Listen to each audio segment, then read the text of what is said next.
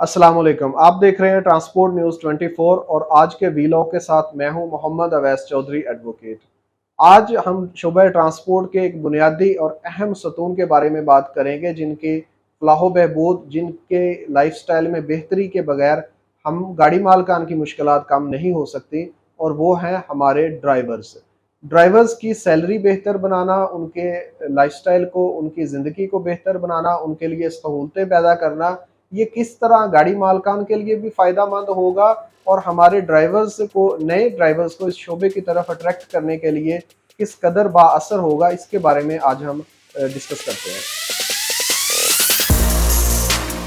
तो अक्सर हमारे गाड़ी मालकान दोस्त शिकायत करते हैं कि ड्राइवर्स काम नहीं ठीक करते, मार्केट में बेहतर ड्राइवर्स नहीं मिल रहे, ड्राइवर्स माल चोरी करके बेच देते हैं, डीजल चोरी करके बेच देते हैं, गाड़ी के एक्सीडेंट हो रहे हैं, नए ड्राइवर्स मार्केट में नहीं आ रहे, ड्राइवर्स काम बेहतर तरीके से नहीं करते, उनकी कम्युनिकेशन बेहतर नहीं होती, झूठ बोलते हैं। ये वो इल्ज़ामात हैं जो गाड़ी मालकान की तरफ से ड्राइवर्स पे लगाए जाते हैं।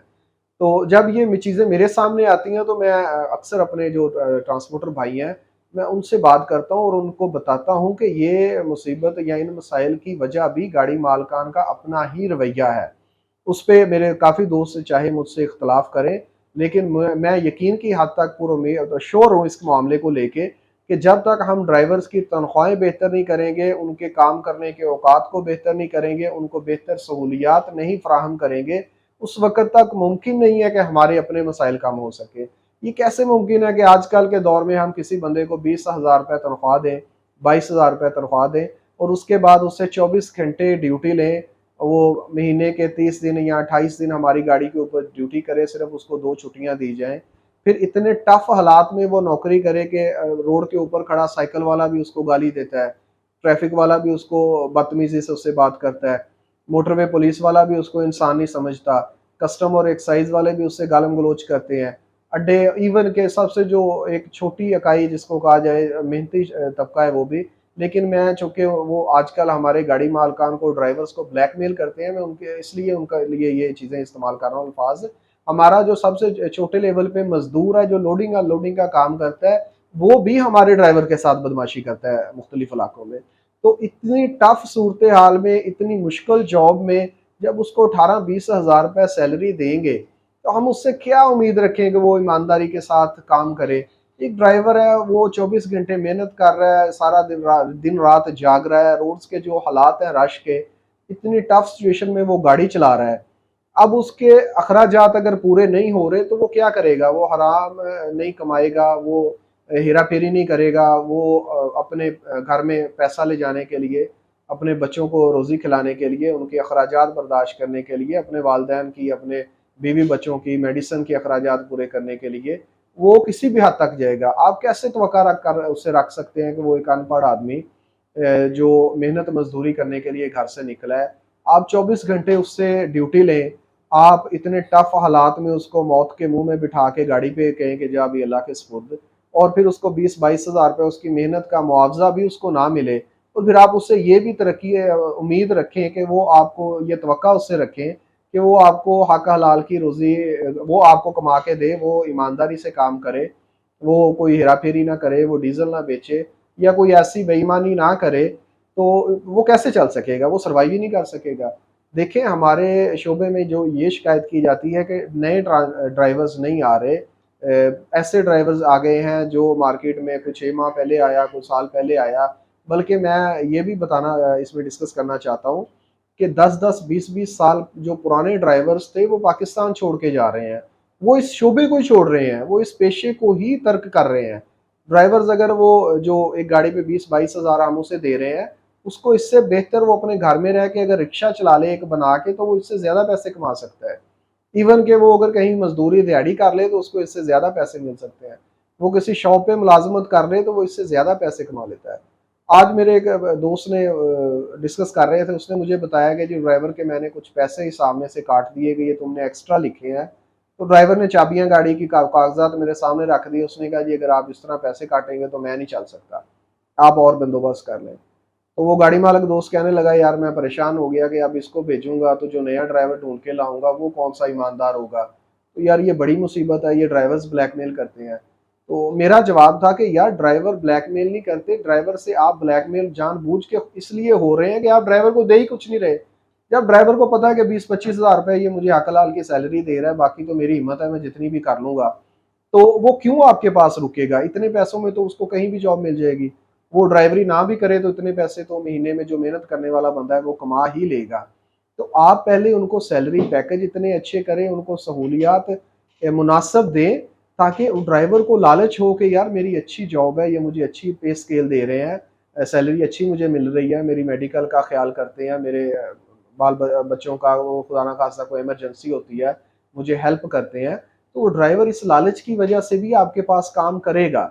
और वैसे भी अगर आम हालात में भी देखें, अगर हम गाड़ी मालिक हैं, हम देखें कि हमारा किसी फैक्ट्री के साथ कॉन्ट्रैक्ट हो जाता है और वो फैक्ट्री हमें एक अच्छी खासी अर्निंग दे रही है, पर मंथ के हिसाब से गाड़ी को पैसे बच रहे हैं, तो हम हर लिहाज से कोशिश करते हैं कि उस फैक्ट्री मालिक को, उस कॉन्ट्रैक्टर को जो हमें जिसने काम दिया है, हम उसको खुश रखें।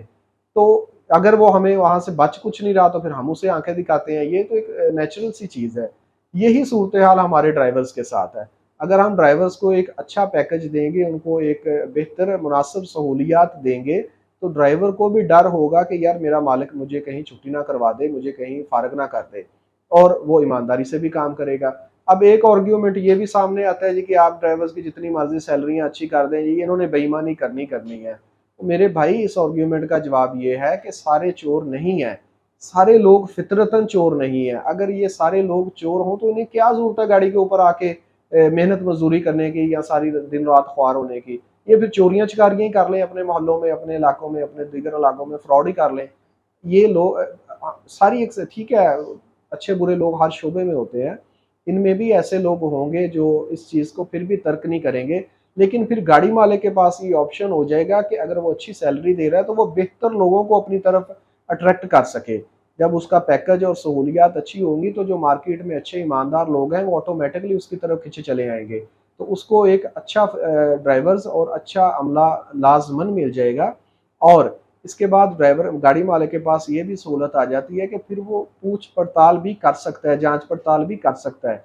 अगर ड्राइवर्स डीजल ज़्यादा आ रहा है तो वो हक रखता है कि अगर मुनासिब सैलरी दे रहा है, अच्छी उसको दीगर सहूलियात दे रहा है, छुट्टी वक्त पे देता है, तनख्वाह वक्त पे देता है, तो उसके पास भी ऑप्शन है कि वो ड्राइवर को डांट डपट कर सके, उसका चेक एंड बैलेंस मजबूत रख सके। फिर वो हिसाब से अगर नाजायज़ पैसे काटता भी है तो ड्राइवर बर्दाश्त कर जाएगा कि मुझे एक अच्छी नौकरी मिली हुई है, इज्जत से ड्राइवर मालिक पेश आता है, सैलरी पैकेज अच्छा दे रहा है, छुट्टी वक्त पे दे देता है, तनख्वाह टाइम पे दे देता है, मेडिकल की सहूलत मुझे इसने दी हुई है। और मेडिकल की सहूलत के बारे में आप सोशल सिक्योरिटी की तरफ जा सकते हैं, बड़े मामूली से पैसे लगते हैं। अगर आपके पास कोई ड्राइवर साल 2 साल से रेगुलर मुलाजमत कर रहा है तो आप उसको सोशल सिक्योरिटी उसको रजिस्टर्ड करवाएं वहाँ पे।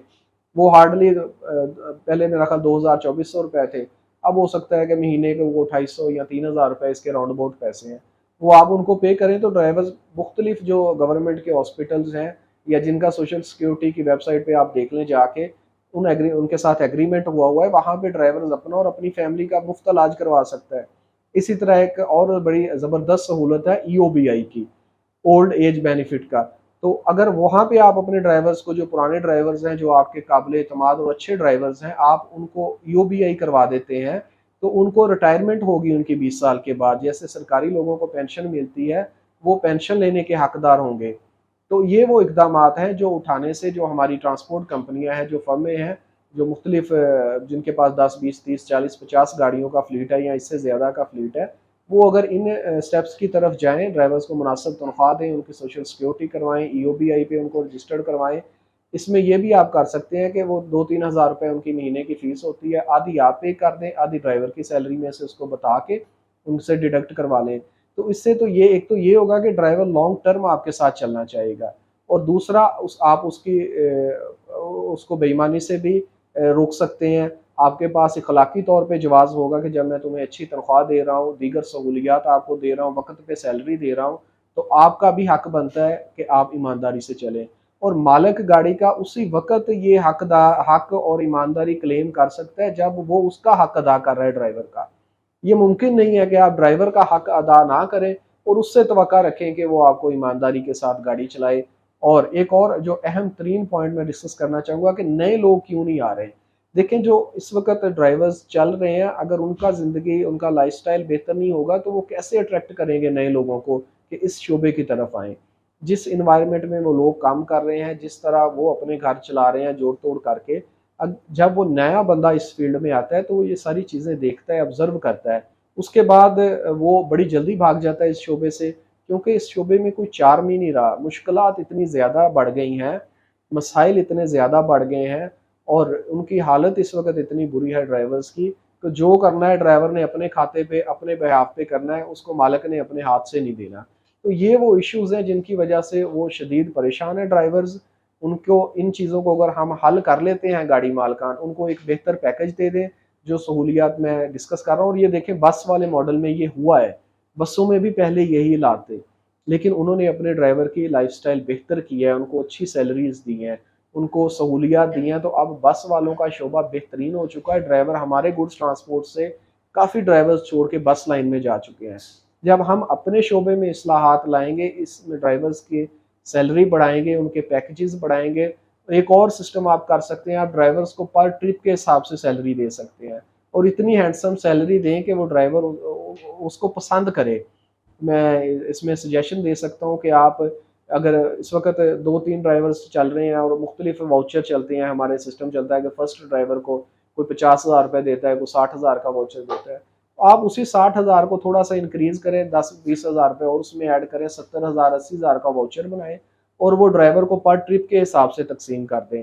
इसको आप मुख्तलिफ ट्रांसपोर्टर भाई और भी मुख्तलिफ एंगल से सोच के ऐसे प्लान खुद भी बना सकते हैं, हम हमसे भी मुशावरत कर सकते हैं, जिससे ड्राइवर को फ़ायदा हो और फ़ायदा उसके घर में जाना चाहिए, मुंतकिल होना चाहिए। ये जो आप इनाम देते हैं हम चक्कर का 3,000, 2,000, 5,000, ये मेरा नहीं ख़्याल कि ड्राइवर घर लेके जाता है। ये तो वो गाड़ी के ऊपर खा लेता है, वो कोई खुराक में डाल लेता है, कोई दूसरे मेहमानों में, दोस्तों में इधर-उधर खर्चा कर लेता है, चाय-पानी में, सिगरेट में। सैलरी वही है जो हमने उसको इकट्ठी महीने बाद देनी है या पर ट्रिप के हिसाब से अगर वो देना चाहता है। तो सैलरी ही बढ़ानी पड़ेगी, फिर ये इस्लाहात, ये चीज़ें हमें फ़ायदा देंगी, फिर नए लोग भी इंडस्ट्री में आएँगे, फिर हम उसको डीज़ल बेचने से, हेरा-फेरी करने से भी रोक सकेंगे, फिर हम ये भी तवक्का रख सकेंगे कि सुलझे हुए लोग, अच्छे लोग अट्रैक्ट करके अपनी फ़र्म में, अपनी गाड़ियों में उनको ला सकें और हमारे मसाइल भी इंशाल्लाह कम होंगे। बहुत शुक्रिया जी, आपने ये वीलॉग सुना हमारा। इंशाल्लाह अगले वीलॉग में नए किसी इश्यू के ऊपर जो ट्रांसपोर्ट इंडस्ट्री को दरपेश है और उसका क्या हल है, उस पे बात करेंगे। देखते रहिए ट्रांसपोर्ट न्यूज़ 24। मुझे दीजिए इजाज़त। जज़ाकल्लाह। अल्लाह हाफ़िज़।